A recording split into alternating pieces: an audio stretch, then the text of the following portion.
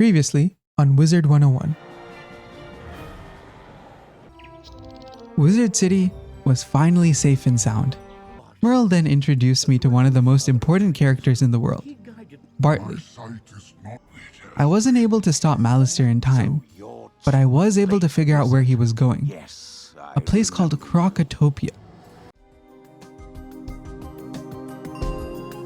The journey has only begun, and we have a whole new world to explore.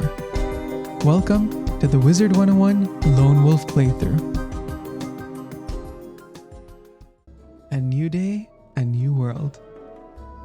I finally arrived at Krokotopia when I was blessed by the wizard gods themselves, the Wizard101 developers. They recently had a live stream where they gave away a few codes, providing me with some pet food, cosmetics, and the power of the coconut dance for just one day. The codes are Super New Year 125 and Mighty New Year 125 as of releasing this video, so hopefully you get here in time before the codes expire. Time was running short for the coconut dance, so I met up with Sergeant Major Talbot and Professor Winthrop to be briefed on finding a group known as the Order of the Fang. Naturally, since life is pretty unfair, it turns out that while the professor and his team were investigating the order, they were attacked by mummified crocodiles that magically came to life. That's pretty unfair, don't you agree? But there was nothing to worry about, as my coconut dancing prowess helped me navigate the infested royal halls and find the ancient scripture. It turns out that the Order of the Fang was a secret group of crocodiles who created the Croconomicon, a powerful source of knowledge about life and death magic. We needed to find out more before this book falls into the wrong hands, so that's exactly what I did. The history behind Krokotopia is a lot darker than it would initially seem. Previously, the land only consisted of manders similar to the ones I've met, Zane and Hechaldim. It turns out that the crocodiles eventually migrated to the manders' land due to hardships and plagues that they faced. While the manders initially were kind-hearted and helped the crocodiles during their hardship, this turned into the manders' downfall, as they were enslaved by the crocs. When the crocs were eventually cast into an eternal slumber, the manders thought they were free, only to have more outsiders such as the Marlebonians like Professor Winthrop take charge of the land and destroy long-lost history.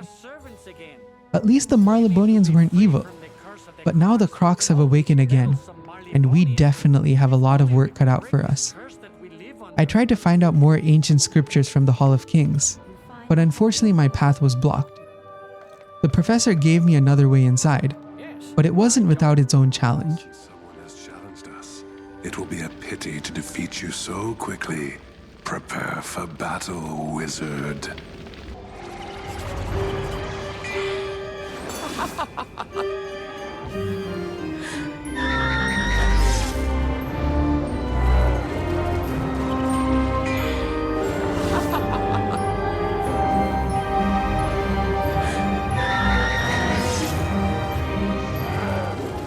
The ancient scripture indicated that one day, a person of great power will free the manders once more.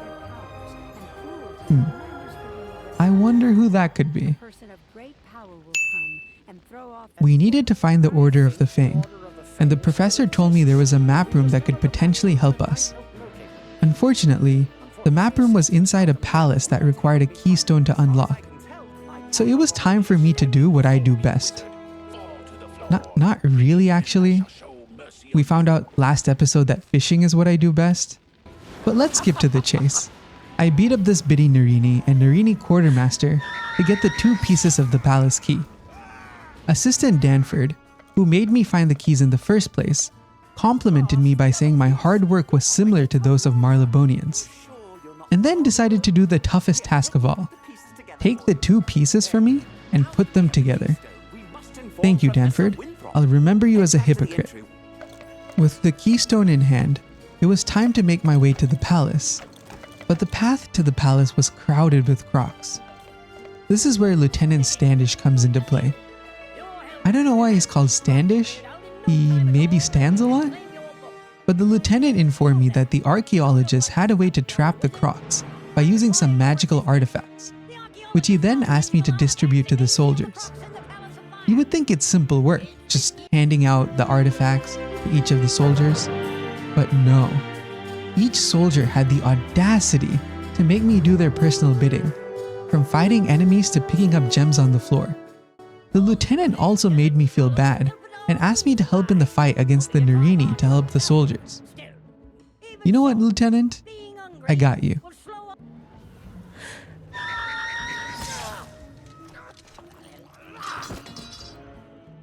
Maybe I pampered the lieutenant too much, because he then asked me to defeat 4 bosses from the Narini family. I was absolutely baffled at this point. If I was gonna fight these guys, it was time for a power-up. Who best to get a power-up from than Malorn, the temporary assistant death professor?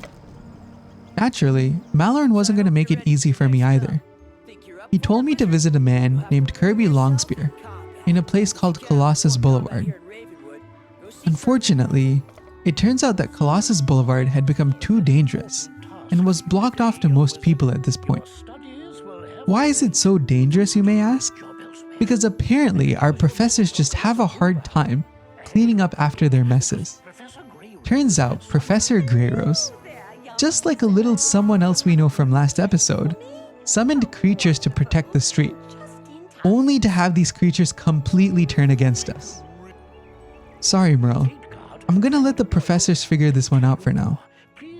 Thanks for granting me access to the street though. Kirby asked me to defeat some of the enemies on the street, which I promptly did, granting me his badge of approval. Lastly, I had to defeat some annoying death enemies that resisted all my attacks.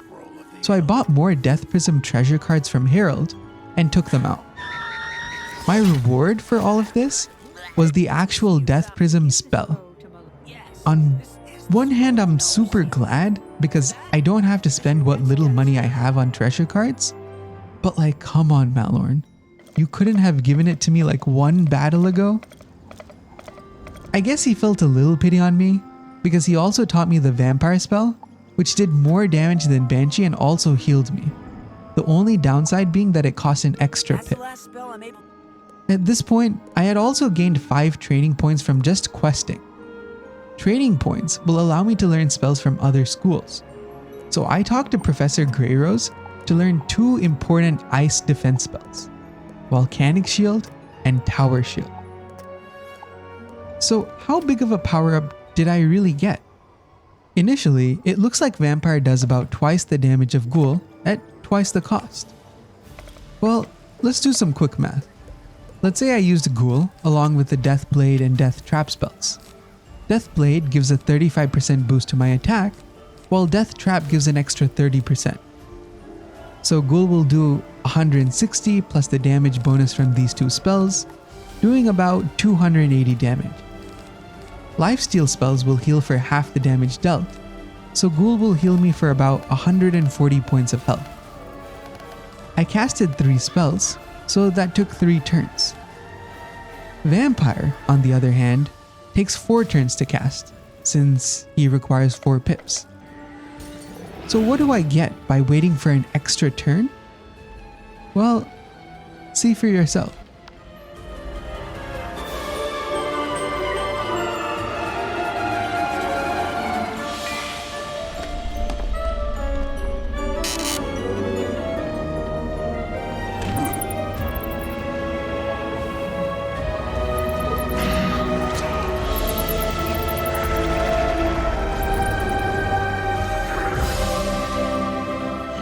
Just a casual 600 damage and 300 healing.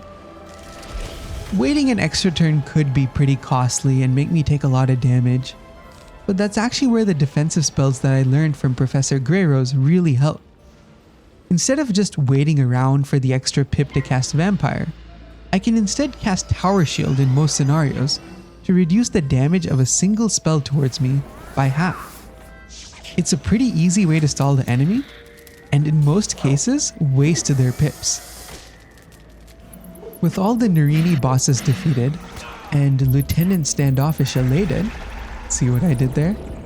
I finally delved into the map room with Professor Winthrop by using the keystone to get into the palace. Once there, we found out that a couple of Kroks had stolen necessary magic items we needed in order to find the Order of the Fang. But I faced a huge problem. The Kroks were protected by some very intricate security mechanisms. None shall pass through the door unless all the braziers burn with red flames. Is this a puzzle? Huh. This might be too difficult for me to solve, guys.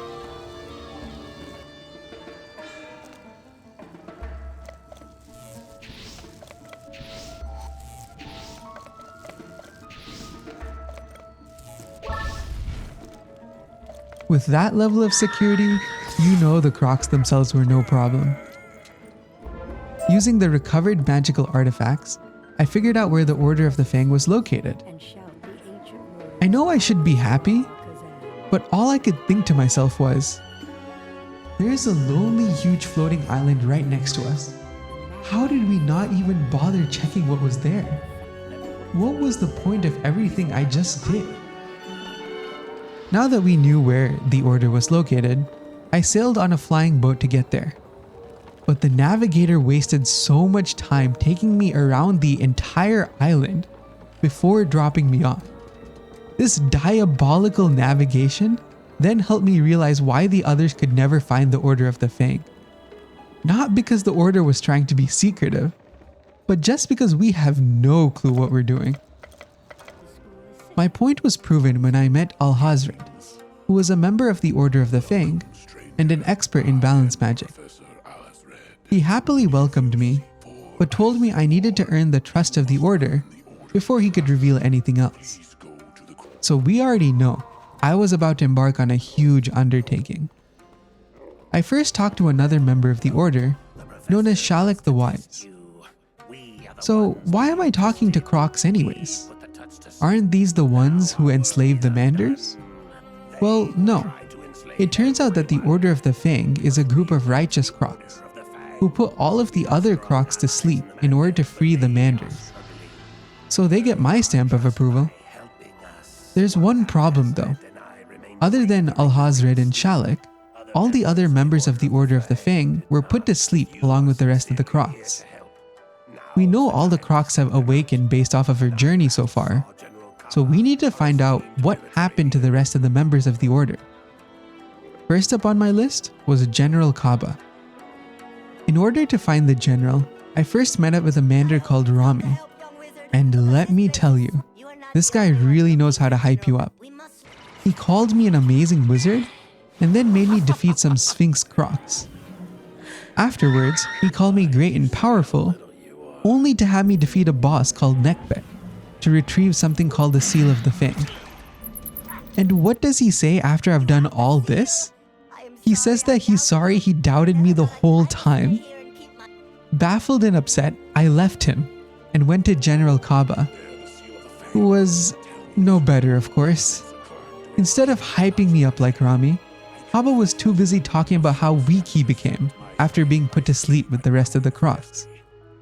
He needed two things to be battle ready again: his coin of destiny that grants him strength, as well as his sword.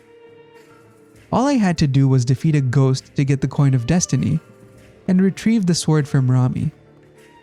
Rami said he didn't have the entire sword, so I thought it was like broken or something, but... What? This is just a scabbard. How can I fight the Tuts with just a scabbard?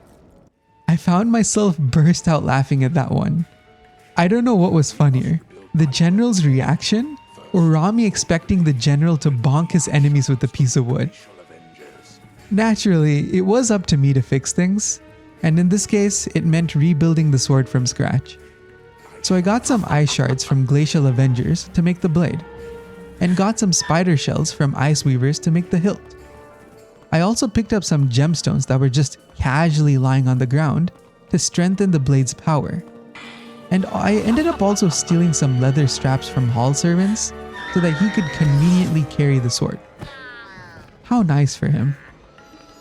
Lastly, I defeated a guy called...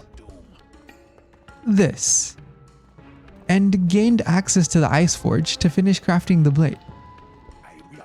With General Kaba back in action, it was finally time to start the battle against evil. Oh, wait, I need to find a warrior called Kayamade? Alright everyone, thanks for watching. I can't just skip this part? Fine. If not, I'm taking a break first. So welcome to Fishing 101, the true essence of this game. Let's take a look at the rewards first, shall we? About 50k gold the first time and 60k gold the next. Ever heard of a get-rich-quick scheme that actually works? Now you have. I can literally buy a house. But for now, I just want to showcase the new and cool fish I found. We know how this goes. So let's start the montage.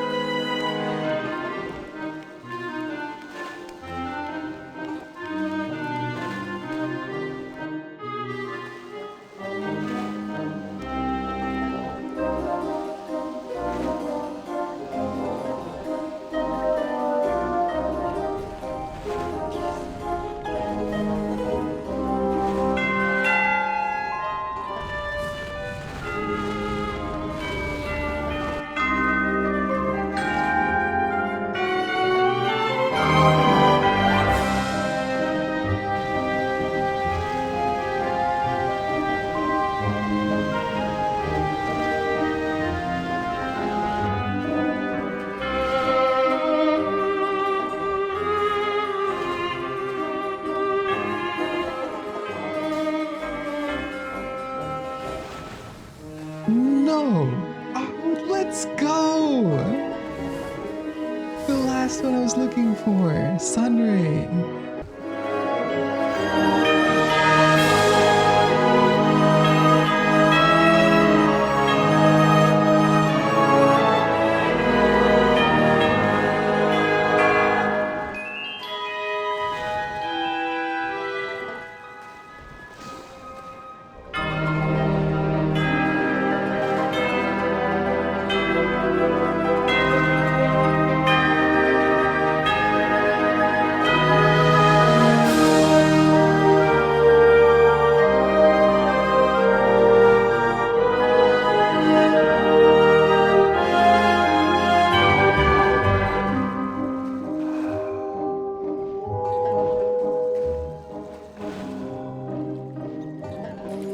I'm literally a rank 8 angler in Krokotopia. If you know, you know. I didn't even get to showcase all the fish I caught, since the music ended first. With fishing bringing the much needed life to my soul, I went full throttle and entered a battle arena to find Kayamate. The arena master thought I was just an incapable foreigner, so he asked me to defeat some Sakwi rippers to prove my worth. After which I brought shame to myself by accidentally fighting Sakwi brawlers instead. But let's ignore the easy fights and instead talk about the main challengers. I think the arena masters got me covered on commentary this time. Ladies and gentlemen, for your enjoyment we have a special duel. Foreigner Wizard versus the Wild Sunbird. Next up, ladies and gentlemen, Puny Foreigner versus Crag Stone Chin. Who will fall first? Just what? Ladies, gentlemen, and children of all ages, let's hear it for the Dueling Wizard! This time, the Wizard is after two-time Krok champion, Mort Mallet. Ladies and gentlemen, get set for some unparalleled entertainment. The Dueling Wizard will now fight our undefeated Krok champion, the amazing Itenyu Sakwi, behind the Moon Gate. Now, the arena master is talking like there's even a single person watching. I don't see anyone in the background of the Colosseum, but thankfully there is at least one person, you. So thanks for sticking around with me so far.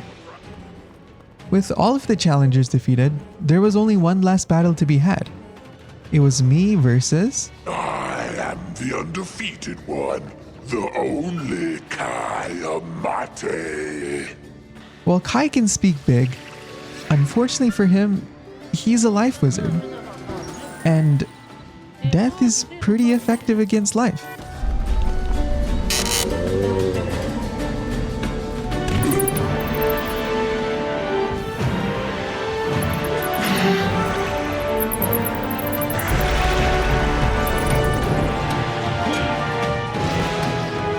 It is clear that my days of glory are over.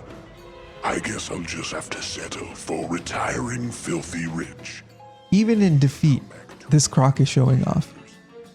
Thankfully, he was quick to snap to his senses after I informed him of Shalek's request. So Kayamate was back in the order. Shalek told me that I had earned his trust after everything I did, and decided to reveal the location of the Golden Fang, an ancient artifact that would provide great power to the Kroks. But let's be honest, Shalek. You just told me this because it's probably difficult to retrieve, and no one else wants to get it, right? My heart gladdens to see you, for your welcome, O mighty wizard. If you seek the Keeper of the Fang, you must first defeat the Defender, the Guardian, and the Protector of the Fang. Yeah, I knew you would do this to me. Also, why are you talking like you became possessed? Anyways, the battles felt like I was experiencing deja vu as I fought Banshee after Banshee and solved some puzzles. So can you guess who the final boss will be at this point? A Banshee. This Banshee gets to be more colorful because she's the final boss, I guess. But just like the other Banshees, she's no match for my combo. Death Prism plus Death Trap plus Death Blade plus Vampire for a whopping 777 damage. Death enemies better be scared from now on, because last time I checked, 777 is a super lucky number. That, and also the fact that it's a lot of damage. But that was it. We assembled the 4 leaders of the Order of the Fang, Alhazred, Shalek, Kaba, and Kai, as well as retrieved their key source of power, the Golden Fang. There was only one thing left to do now. Retrieve the item that caused us to come to this world in the first place, the Krokonomicon. Shalek informed me the book was stolen long ago by Krokotopia, who was the ruler of the Krok. It was time to take him down. Unfortunately, Shalek pulled the elderly card, so it was up to me. Who would have thought? I first needed to defeat the princes of Krokotopia. They hit me with verbal aggression, so I instead beat them with my usual weird combo of physical and spiritual aggression by literally stealing their life. Defeating the princes then helped me get through the first gate. I made a quick stop to free some prison manders. There was also a fishing pond, but I definitely didn't stop to fish or anything. There were much more important things at stake. So half an hour later, I rushed to the next gate, which was guarded by a very tough puzzle. The puzzle would be too complicated to explain. Nothing simple like changing the color of a few braziers or anything. So I got through the gate, defeated this random guy, defeated the gatekeeper to find out the secret password to Krokotopia's chambers, and was finally face to face with the Crocodile King himself. Don't provoke me, wizard. I was just thinking about letting you live. In my service, of course.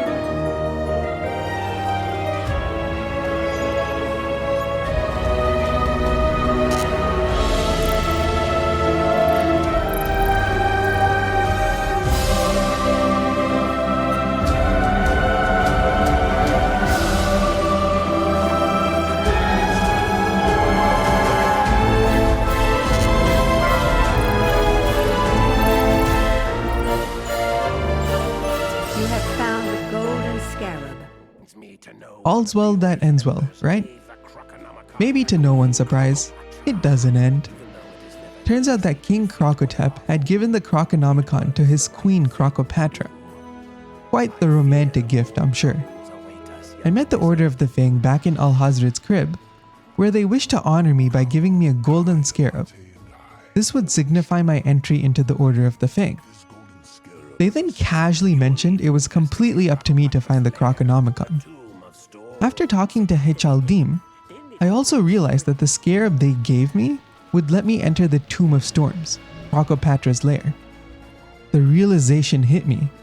These sly foxes decided they were going to let me do all the work. But honestly, who expected otherwise from these guys at this point? Sergeant Major Talbot decided to help me as well by teaching me how to poison my enemies. So now, I don't know who I should be more scared of, Krokopatra or him. Entering the lair, I was surprisingly greeted by the ghost of Krokotep, the traitor that I kind of just defeated. It might be unfair to, but I'm gonna instantly forgive this guy.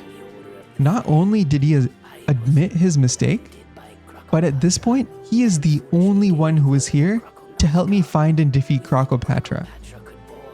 Krokotep let me in on the tomb secrets, mentioning that I needed 2 parts of a secret code in order to reach Krokopatra. Apparently the Tomb of Onyx has 1 part of the code, and the Tomb of the forget it. The Tomb of the Deserts has the other key. The Onyx family clearly didn't know what they were doing.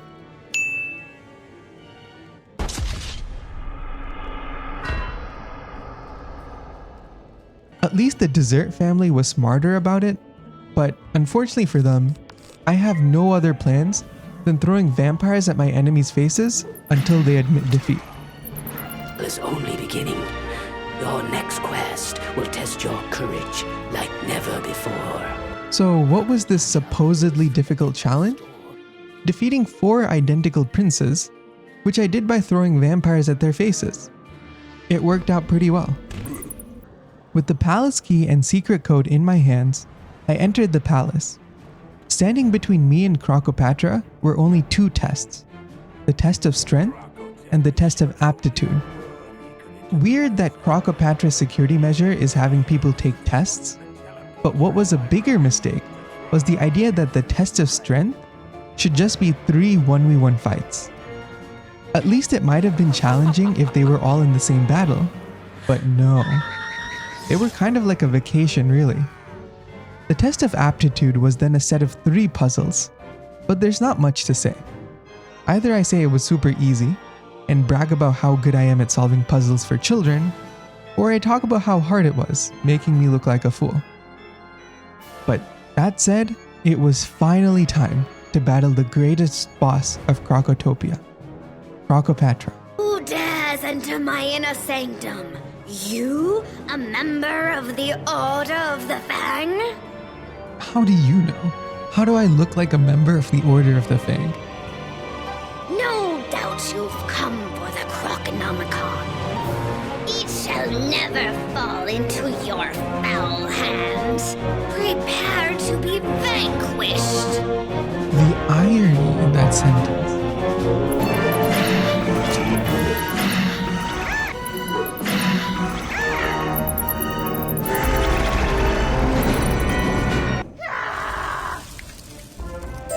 That was the easiest fight of my journey so far.